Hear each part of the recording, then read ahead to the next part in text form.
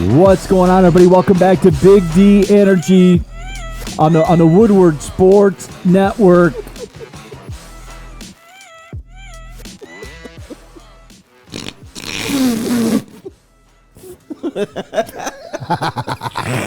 We're live at Tillman Chevrolet. Behave yourself. In Novi.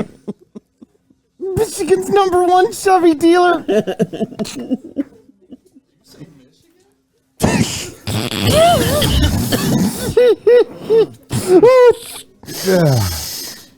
Welcome. I hope everybody had a great New Year's. Did you catch any football this weekend? Okay. My name is Neil Rule. This guy's Terry Foster. This is Jerry McCarty. And I'm wearing a red hat. Okay. Hi. Happy New Year, everybody. Alex Westfall's here. Sam Flannel's here. He showed up.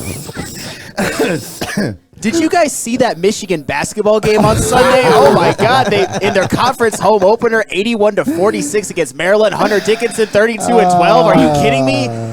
Wait, are we going to talk about that? That was the biggest game of the weekend for sure. Okay. We are live at Feldman Chevrolet. We're in Novi, Michigan's #1 Chevy dealer. Happy to be here with you guys. Hope everybody had a great New Year's celebration. And Terry Foster, Darren McCarty. Hey, WoodwardSports.com chat thread. Get it in. Let's talk. WoodwardSports.com chat thread as well. Rad Dad Scott. Neil trolling without saying a word. Hey, Neil, how'd you do? Is that what you're doing? Pick? Oh, the get right pick. That's right. I picked Michigan because I was told by JJ McCarthy that, quote, the Big Ten was going to take over the Big 12, right? That's what I was told. Smash the Big 12. Bust them up. That's what I was told. What happened? Not so much, right? Not so much. And, hey, we're going to get into it. Certainly Detroit Lions as well. A big football weekend. And just like Friday, we talked all football. Today, we're talking all football, by the way. We are. We're doing it. And we will get into all of it. Silent Service says Sam is alive. Yes. And look, before we get going into all this, full credit to Sam Flannel. He took his medicine on the text.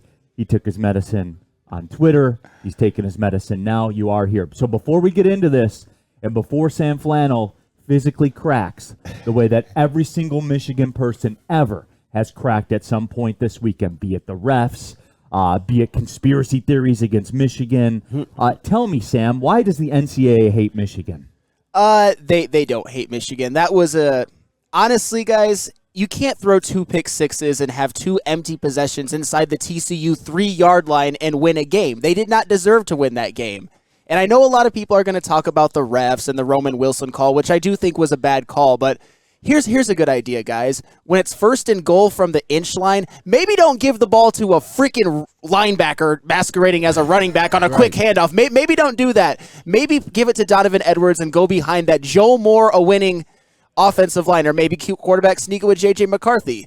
When you make all of those mistakes, when you have all those self-inflicted wounds, you don't deserve to win a football game, and that's just the reality of the situation. It was the biggest missed opportunity in the history of the Michigan football program, and that's why it hurts so bad. They had a golden opportunity to go win a national championship, change the paradigm of their program, and now all they did was prove that they are who they've always been. They're Big Ten good, but when it comes to the national stage, they almost always crap the bed. It's just the reality. Look at their history. They always crap the bed. Well, 1997. They always crap the bed. 97 they always happened, but you know what? I'm not even going to argue that. I'm not even going to split hairs. They always and look, guys, here's what we're saving right now. And I wanted to build up to this, and I did, but you guys didn't leave me a choice because here we are. Jim 3. Sucks Michigan lost, only saving grace is so did Ohio State. This is why you guys lose all the time. This is why you lose. Who cares? All the chips were in the middle of the table. You crapped out. You lost. You lost to TCU. TCU's a better program than Michigan. Now, TCU's been the same program as Michigan for 2 decades now, except they win bowl games, and they won a Rose Bowl, and they win games in the college football playoff. You guys are just regular. That's it. You're not special. every time it's all on the line, you lose. I don't want to hear it. I don't want to hear about refs. I don't want to hear about any about it. All your quarterback goes up there and says, we're going to do this, we're going to do that. He throws 2 pick sixes. He plays very mid. We're done. We're done with that, guys. Okay? Well, I think to your point, Neil, is that when Sam says, "Oh, thank God, Ohio State," Ohio State lost because then it makes your win relevant. You don't get the point. That's not winning. To me, the biggest thing, right, that I thought would improve over the season, but was the glaring, was the red zone deficiency by Michigan all year round. It seemed that they could get it inside the 10-yard line and had to settle for field goals all year, except now, Neil, they settle for turnovers. That just doesn't do it. It's at the biggest stage. You're trying to make that next step. That doesn't cut it. And to your how does point, the Division I team in the red zone turn into Northwood? I mean, why does that happen? I can't figure that one out. My guess would be coaching. My guess would be coaches that are on the biggest stage with all the chips in the middle of the table, everything that's on the line. It changed. And it changed them, and it changed what they do. Either you define the moment, or the moment defines you. That's it. That's it. That's all. And you can't defend this, guys. You can't defend it. You can't refute it. You're not good enough. I'm sorry if that bothers you. How much more data do you need? You got a coach that's 1-6 in Rose Bowls. What else do you need to hear? I know it hurts. And look, you guys want to get, people came at me on social media and stuff like that, and that's fine. I'm here for you. I'm your friend. I'm Sam Flannel's friend. I'll be a shoulder to cry on. And if projecting on me and lashing out at me makes you feel better, I'm here for it. I'll do it for you because I'm a friend. And that's what friends do for each other. So go ahead.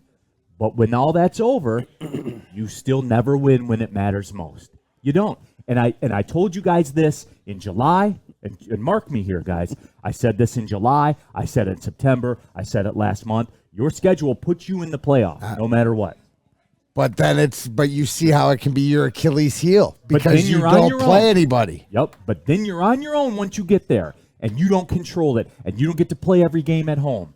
You lose the control of the matchup. And Sam Flannel, when we made a path. Now, I was told Michigan was going to crush them, so I made Michigan the get-right pick, right? That's all I was told. Yeah, that's what you did. You had to follow what the people said. But you know what? This is nothing new. This has been going on since the 70s. When Michigan played USC in the Rose Bowl in 70 what? Oh, they're going to beat them, and it's going to be not even going to be a problem. Then after they lost, I heard, well, USC is like a home game. Then they play Washington, and they lose to them. They lost to Stanford. And there was always excuses. And there's no way Michigan can lose this game. But they found a way. And you know what happens 90% of the time? Their fans blame the refs. And you have a column up on woodwardsports.com that Terry Foster penned. Give everybody the crux of that, because that was all I saw. And, Terry, that permeated onto the field. You're watching plays. You're seeing Michigan players asking for flag. Like every play, they want somebody. You always want to be saved all the time. You always want the easy way out. You always want to be saved. How about one time? How about you guys go take it once? But no, that's the hard way. That's not the Michigan way. Just schedule 9 games at home next year, 10 games at home, 12 games at home. Do it. I got a question. Can we use the SOM tag? Same old Michigan. Because I'll tell you one thing. There's 2 football teams, one professional and one college that we saw play that are on 2 different trajectories to figuring out who they are. Right? We saw that with the Lions, and we'll talk about them. But that's the one thing. With the same old Michigan, right, Terry? 50 years. You said since the 70s. So we always say same old Lions. Maybe it's SOW. Save on Wolverines. Yeah, same whatever old you want. Wolverines. Are you comfortable with that, with the new SUM mantra, same old Michigan? Because that's what it has been for over 2 decades. Yeah, I have no choice. I have to take a lot of medicine. This is, like I said before, the biggest missed opportunity in the history of Michigan football. They had no business losing to this TCU team, and this is no disrespect to them. Michigan was the inferior team. They was the superior team. They were heavily favored. And the one thing that I said the pathway to TCU winning this game is if Michigan kind of turns the football over, plays undisciplined, has self-inflicted wounds. I think 2 pick sixes are 2 self-inflicted wounds. And I think play calling was a play self-inflicted calling. wound. Yes, getting the ball inside the TCU 3-yard line twice and coming up with 0 points. That is self-inflicted. How about every time they get the game to within 1 score, TCU drives right down the field. It was just Michigan scored 45 points. TCU's best running back, Kendre Miller, got injured in the first half. Max Duggan completed less than 50% of his passes and threw 2 interceptions, and Michigan still lost. It's honestly, I still have open wounds on my flesh from that game. This one is going to sting for months. Months. Maybe the rest of my life, honestly. Michigan could have won a natty, and they blew it. And they absolutely did blow it. And that's it. There is no, well, Ohio State won, or my other favorite that you got from people, what did Michigan State do? What does that matter? You played for everything, and you lost. Again, everything on the line, and you did what same old Michigan does. You lost. But can I at least agree that MSU fans should be quiet when they don't even go to a bowl game and are 5-7? No, because they don't enter into the conversation. Okay, they're not in those waters. But that's a knock against you them. guys just bring that up on your own. What did Michigan State do? Well, they didn't go to a bowl game. I will just say that. What does it matter? All right, and let me say the same thing. Y'all did the same thing Spartans did. When Spartans went to the semifinal game and got blown out, Michigan people just laughed their asses off.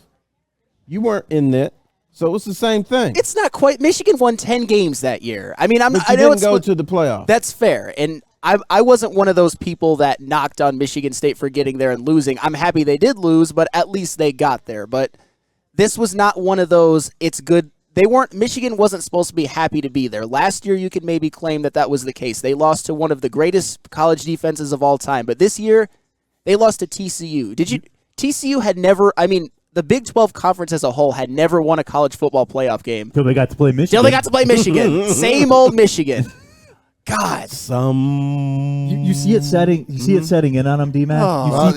Because Sam Flannel with new information will be able to change his opinion, and his biggest weakness is his common sense. Right, is the fact that he will own up to it. But yeah, it's setting in. I just don't know if it's going to be SOM or SOW, but it's one of those. But we'll decide. I like some. Westy, let's do that. Let the people determine the marketing. Same old Wolverines or same old Michigan? Which one are we going to go with officially?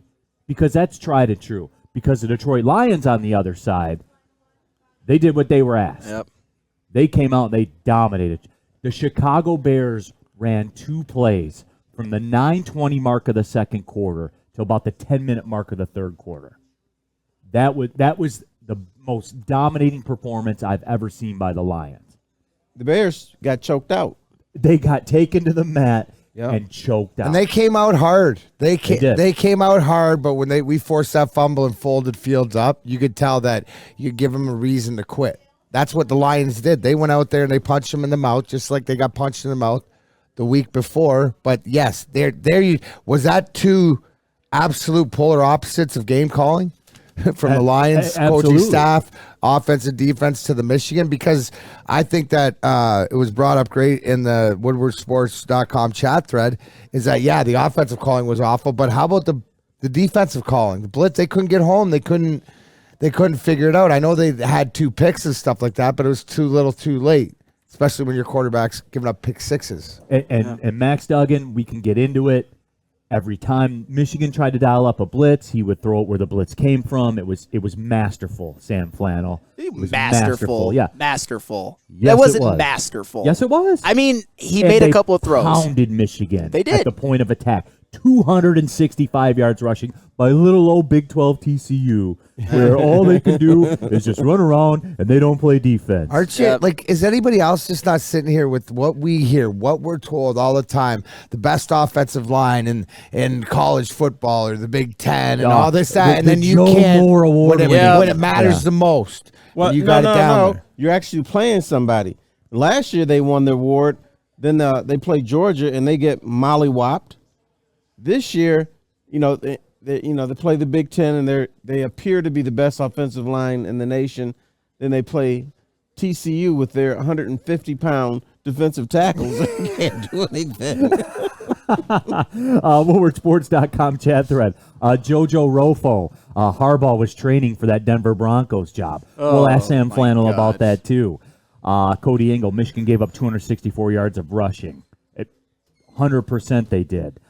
What else do we have on here? Jeremy Anderson, some of the dumbest play calling I've ever seen. Todd Farkman, Harbaugh's 0-6 in bowl games the last 6 years. Yep. That's your coach. TCU's won, I think, like 12 or 13 bowl games since the turn of the century. And first year, Sonny Dykes, too. I mean, hats off. Got those boys playing. It was lucky. Oh.